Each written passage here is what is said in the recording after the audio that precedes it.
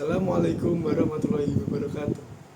Saya Muhammad Gila Alif Pradana dengan NIM 23050724020 dari kelas Teknik Sipil 2023A. Saya akan mengerjakan soal UTS Pendidikan Pancasila. 1.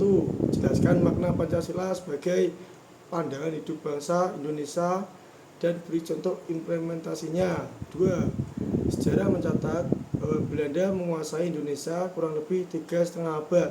Sebenarnya sudah banyak perjuangan yang dilakukan bangsa Indonesia untuk mengusir penjajah dari bumi Nusantara, namun perjuangan tersebut tidak berhasil. Coba jelaskan apa yang menyebabkan perjuangan bangsa Indonesia tersebut tidak berhasil. 3.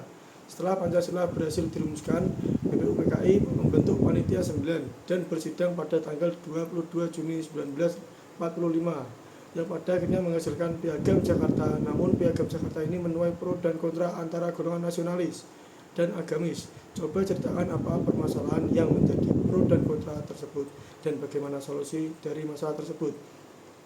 4. Jelaskan secara singkat proses terbentuknya nilai norma dan moral masyarakat.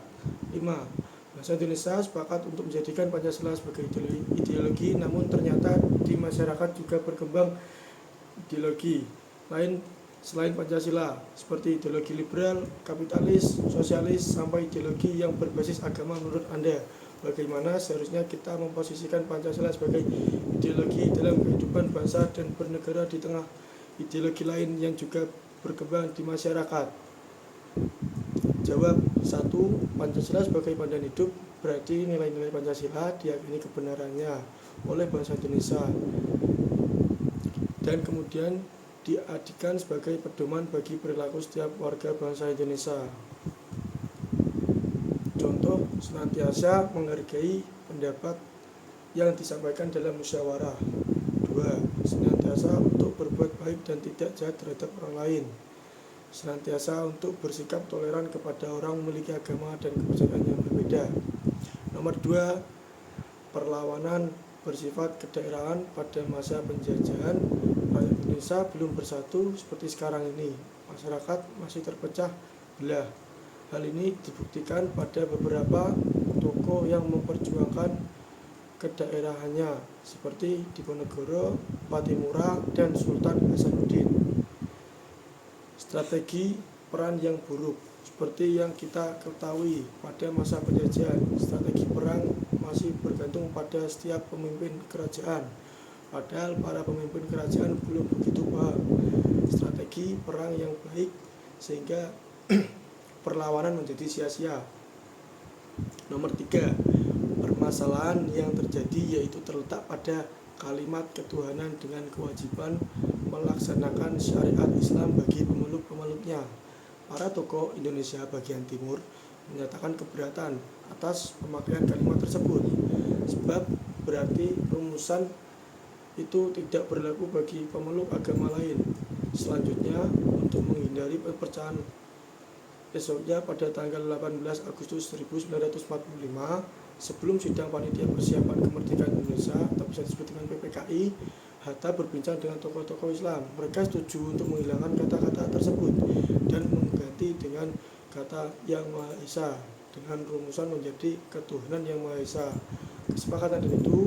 Kesepakatan ini diterima oleh sidang PPKI.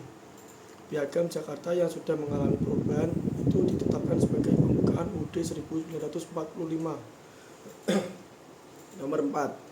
Norma adalah proses terbentuknya norma dalam masyarakat, yaitu dari interaksi sosial dalam masyarakat itu sendiri. Singkatnya, norma itu tumbuh dan berkembang dalam masyarakat. Contohnya, nilai merupakan hasil interaksi antar warga di dalam masyarakat.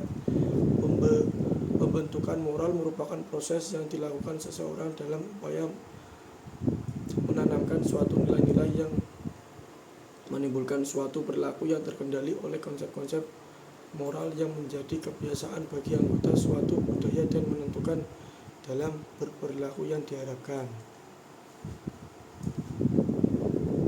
Pancasila telah diakui oleh negara dalam Konstitusi Indonesia. Bagaimana Pancasila harus diposisikan dalam kehidupan berbangsa dan bernegara di tengah-tengah ideologi-ideologi lain yang berkembang di masyarakat merupakan masalah kompleks. Berikut beberapa pandangan yang mungkin saya akan ungkapkan. 1. Keberagaman ideologi. Penting untuk diakui bahwa dalam masyarakat yang beragam seperti Indonesia ada keberagaman pandangan ideologi. Pancasila harus dijaga sebagai ideologi yang mendasari negara, tetapi hal ini tidak harus menghilangkan ruang bagi pandangan ideologi lain yang sesuai dengan prinsip-prinsip Pancasila dan konstitusi. 2. Dialog dan diskusi. Dialog terbuka dan konstruktif antara berbagai kelompok pandangan ideologi sangat penting. Ini dapat memungkinkan perdebatan sehat yang memperkuat Pancasila dan membantu meredakan ketegangan antar ideologi. 3. Penegak hukum penting untuk memastikan bahwa pandangan ideologi yang bertentangan dengan Pancasila dan konstitusi tidak mengancam stabilitas dan keutuhan negara. Penegakan hukum harus memastikan prinsip-prinsip Pancasila dihormati. Sekian dari saya. Wassalamualaikum warahmatullahi wabarakatuh.